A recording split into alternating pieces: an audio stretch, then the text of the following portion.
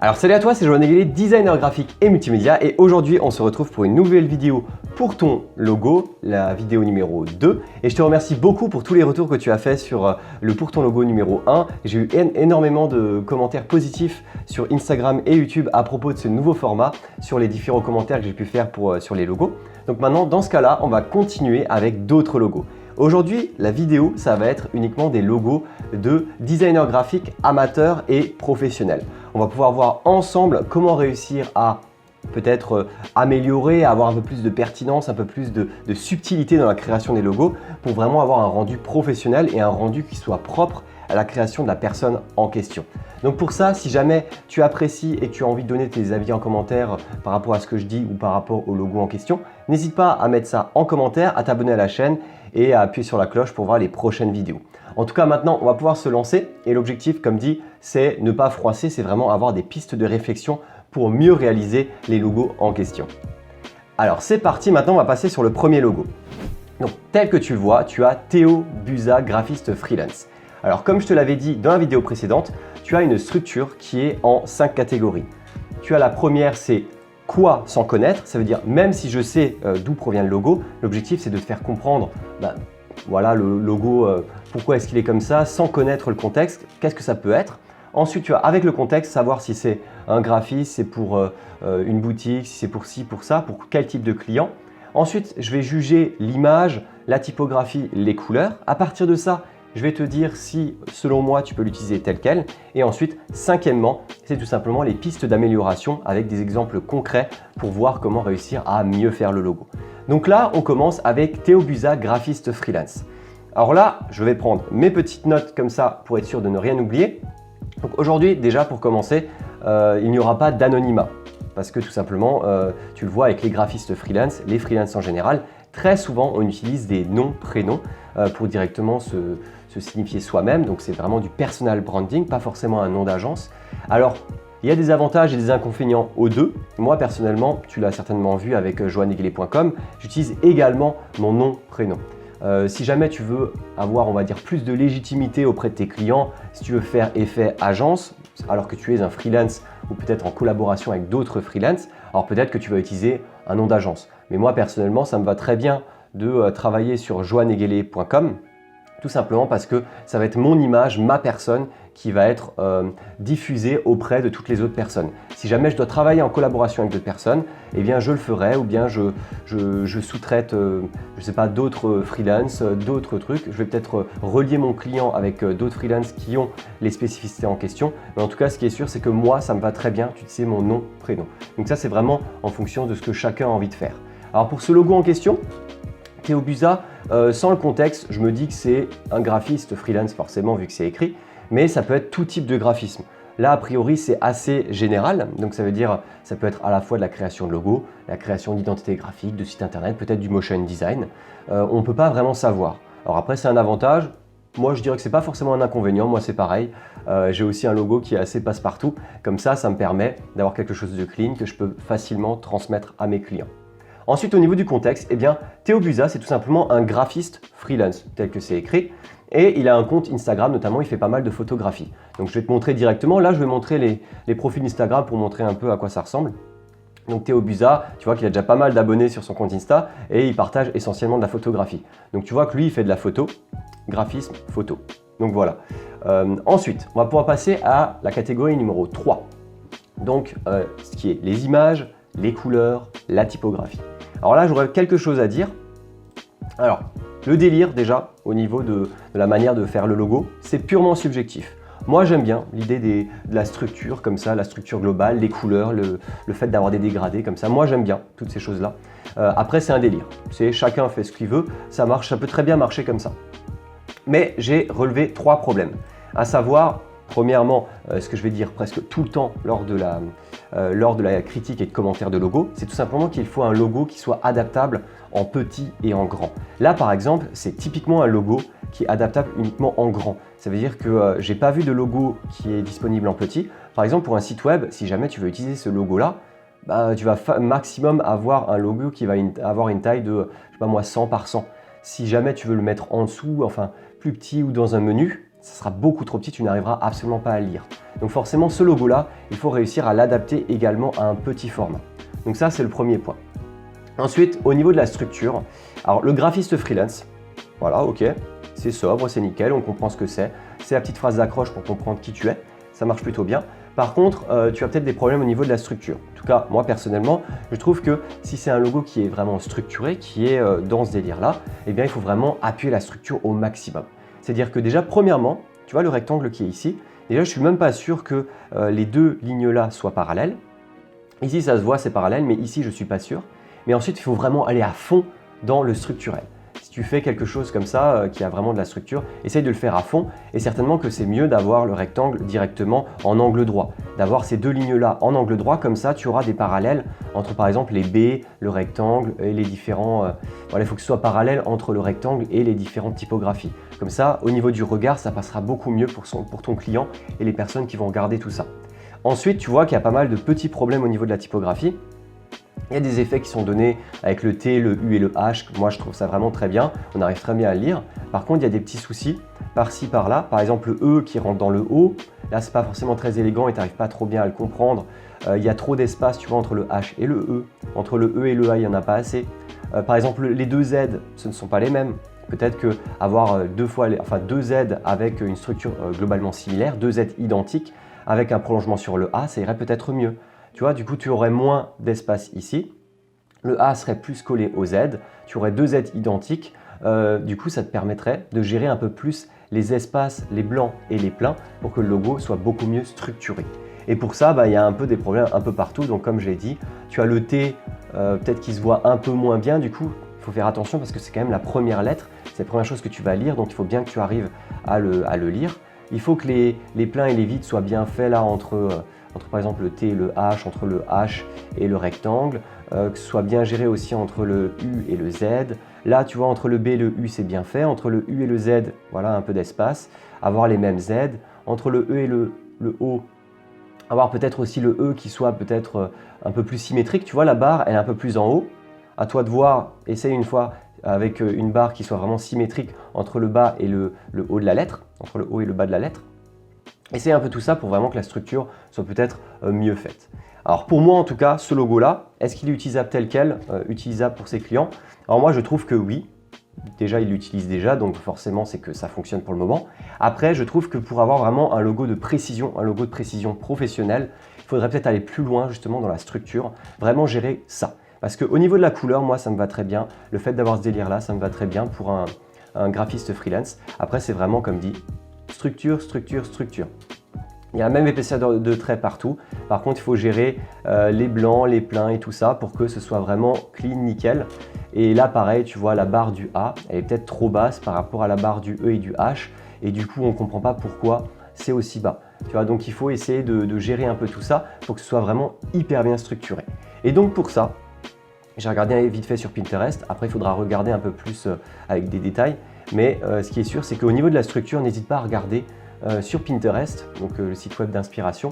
Tu vois, par exemple, il y a des logos de ce type-là qui peuvent avoir des structures avec des rectangles ou bien des trucs comme ça. Et tu vois qu'eux, ils ont littéralement des grilles qui permettent de bien caser en fait les lettres entre elles. Et tu vois que par exemple là, dans Pompadour, tu vois que par exemple, là, il y a les espaces blancs qui sont à peu près similaires partout. Tu vois que visuellement, il n'y a pas de problème en fait. Là, tu sens qu'il y a des problèmes ici, ici, peut-être ici. Alors que là, par exemple, tu vois que tout est fluide, tout est à peu près il y a à peu près du blanc pareil un peu partout. Là, pareil, c'est plutôt fluide. Donc, essaye vraiment de travailler sur la structure pour vraiment faire quelque chose de pointu, de précis, qui puisse montrer à tes clients que tu fais un travail vraiment de qualité, vraiment avec de la pertinence et vraiment très qualitatif. Ensuite, tu as également d'autres exemples, tu vois, Infinity, des trucs un peu comme ça. Après, forcément, quand tu arrives sur des sites comme Pinterest, il faut aussi faire attention parce que tu as beaucoup de trucs très créatifs, mais qui ne s'appliquent pas forcément à des clients. Par exemple, avoir des fiches, personne n'a un logo fiche, par exemple. Donc c'est clairement drôle à utiliser comme ça, mais tu n'auras pas forcément des clients qui vont te demander ce type de logo-là.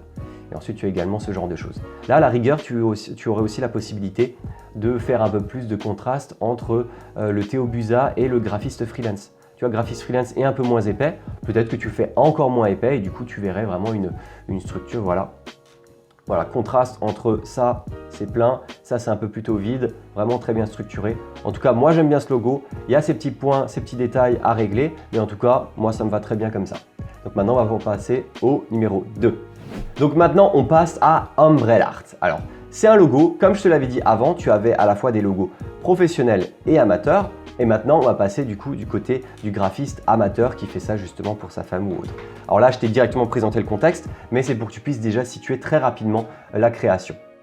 Alors, Umbrella Art, déjà, sans le contexte, sans savoir que voilà, c'est un graphiste qui travaille plutôt pour sa famille, ses amis ou autre, tu te rends compte que, ok, Umbrella Art, tu as cette histoire de parapluie, puisque Umbrella, ça veut dire parapluie en anglais.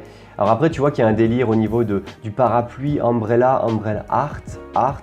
Donc, le délire entre le parapluie et l'art. Tu as un petit H du Umbrella. Alors, je sais pas, ça doit certainement vouloir dire quelque chose. Mais en tout cas, il y a un petit délire là-dessus aussi. Donc, tu vois qu'il y a un symbole qui est ici avec pas mal de couleurs, avec Umbrella Art et le nom, prénom de la personne en question. Alors, tu vois qu'il y a un délire au niveau donc, du parapluie, d'une lettre grecque. Et un délire à ce niveau-là. Voilà, on ne sait pas précisément le contexte, mais ok, pourquoi pas. Et au niveau des couleurs, ça fait très africain, je trouvais. Je trouvais que ça faisait très drapeau du Kenya, par exemple, où tu as justement ces couleurs rouge, vert, noir, bleu, si je ne me trompe pas, je ne sais plus, ou jaune. Donc en tout cas, voilà, ça faisait un peu très africain comme design. Donc on va voir directement à quoi ça va correspondre. Mais en tout cas, avec Umbrella Art, tu as déjà comme contexte, tu peux imaginer que ça peut être par exemple pour de l'illustration, du tag ou ce genre de choses. Parce que là, il y a énormément de couleurs. Tu peux imaginer des inspirations issues du design un peu street art comme ça. Donc on va voir maintenant plus précisément à quoi ça correspond. Alors déjà, forcément, pareil, on n'est pas dans l'anonymat puisque c'est Mehdi Laglid. Je vais te montrer directement son Instagram. Donc c'est un graphiste donc amateur qui travaille pour sa famille, ses amis, qui fait pas mal d'illustrations. Alors là, on voit déjà un peu mieux à quoi ça correspond. Tu vois qu'il fait pas mal de choses. Et à ce niveau-là, donc des petits freezers et compagnie. Et donc à ce niveau-là, ce qui m'avait bien précisé, c'est que tout ça est fait uniquement à l'iPad. Donc ça veut dire qu'il est entièrement autodidacte, il fait tout ça à l'iPad, il fait pas ça avec Photoshop, avec une tablette graphique et autres. Donc tu vois déjà qu'il y a pas mal de taf derrière. Qu'on aime ou pas le délire, tu vois qu'il y a de l'implication, tu vois qu'il y a vraiment de la motivation à faire des choses.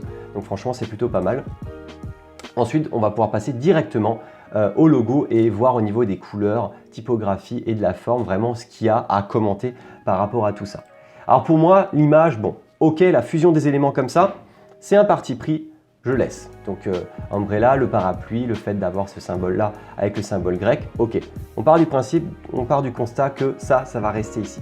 Par contre, il y a un gros travail au niveau de la lisibilité et de tout ça. Donc déjà, attention, il faut que ce soit lisible au niveau des couleurs et des blancs. Par exemple, au niveau de la structure globale, il faudrait essayer d'avoir quelque chose déjà de plus carré. Là, par exemple, tu vois que le fameux parapluie, il est plutôt rectangulaire. Pourquoi ne pas le faire carré? L'œil humain adore la symétrie. Donc si déjà tu fais un logo qui est symétrique, qui se veut symétrique, essaye de le faire à 100%.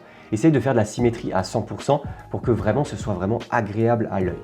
Ensuite, au niveau des traits ici, tu vois des traits blancs. Tu vois que là, par exemple, tu as plus d'espace entre l'extérieur et l'intérieur. Tu as plus d'espace à l'extérieur, moins d'espace à l'intérieur.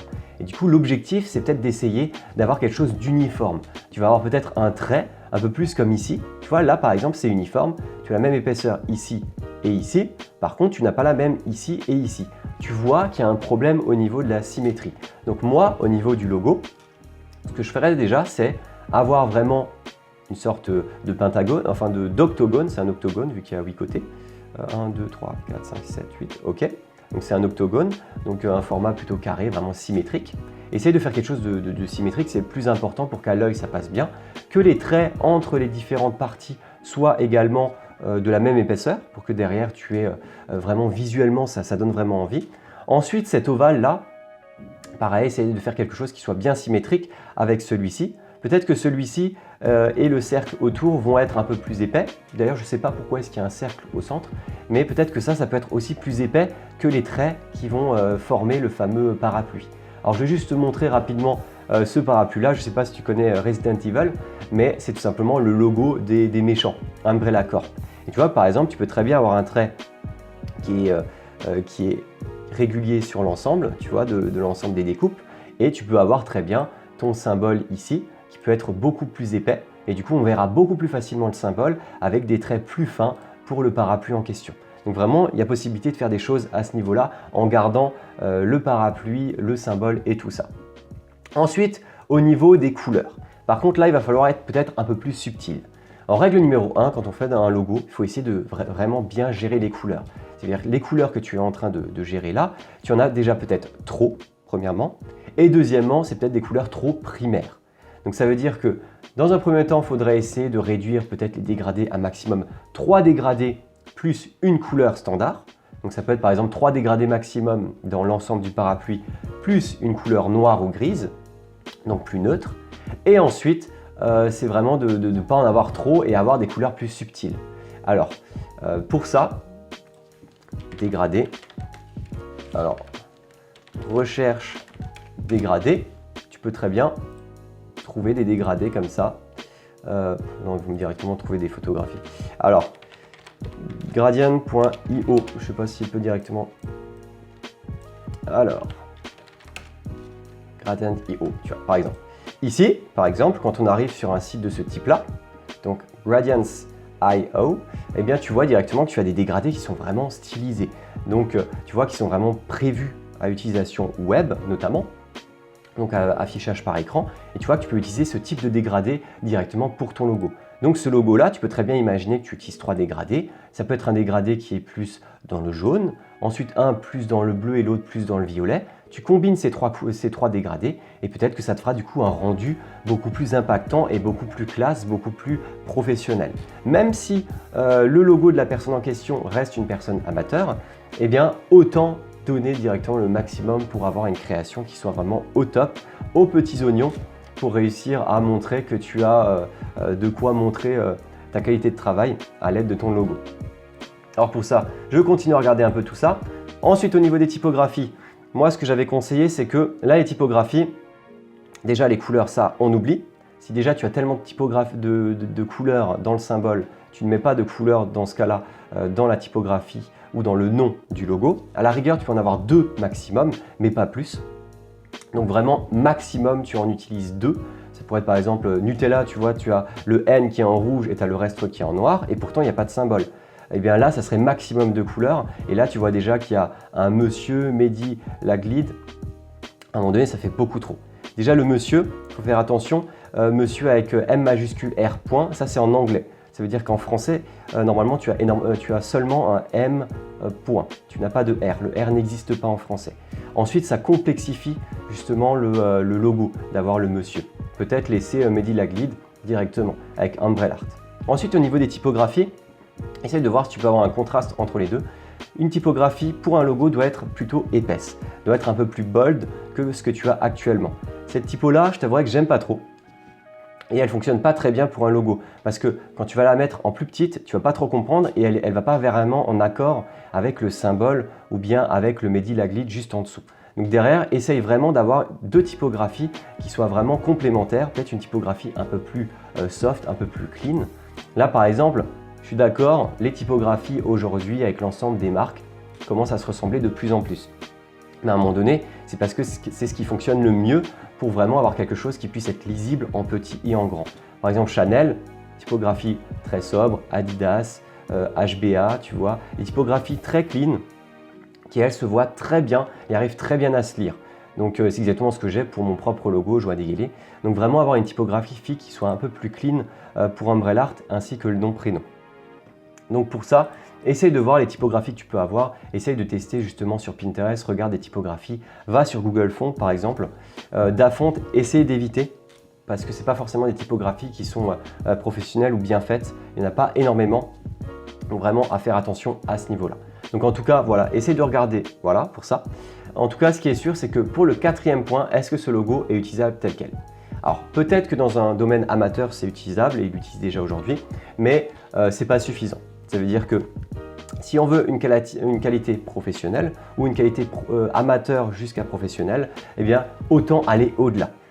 Moi, même si en amateur tu peux utiliser ce logo, je me dis avec les conseils que je te donne là, autant aller directement au-delà, passer au stade supérieur et montrer que tu fais vraiment un job, mais aux petits oignons, un job de qualité, un job qui va justement te permettre de faire des créations sublimes à tes différents clients, même si c'est uniquement ta famille, des amis ou autres. Parce que déjà au niveau de tes illustrations, il y a un certain style, il y a un certain design. Tu vois qu'il y a des trucs qui sont quand même relativement bien faits, il y a des compositions qui sont stylées. Regarde, rien que ça, là par exemple, c'est stylé. Ces trucs-là, au niveau de la justesse, c'est vraiment super bien fait. Donc après, je ne sais pas si c'est du montage par rapport à une image qui existe déjà ou si c'est toi qui l'avais directement faite. Mais en tout cas, c'est bien fait. Donc à un moment donné, essaye de faire en sorte que ton logo soit au-dessus encore des créations que tu proposes pour montrer que voilà, tu arrives à faire quelque chose vraiment de qualité. Donc pour ça, moi, les améliorations que je t'ai proposé de faire, c'est tout simplement faire quelque chose de symétrique, comme je l'ai dit tout à l'heure. Vraiment gérer la symétrie, gérer les traits, faire des traits uniformes, faire des couleurs qui soient beaucoup plus stylisées, un peu comme ici avec des dégradés de forme.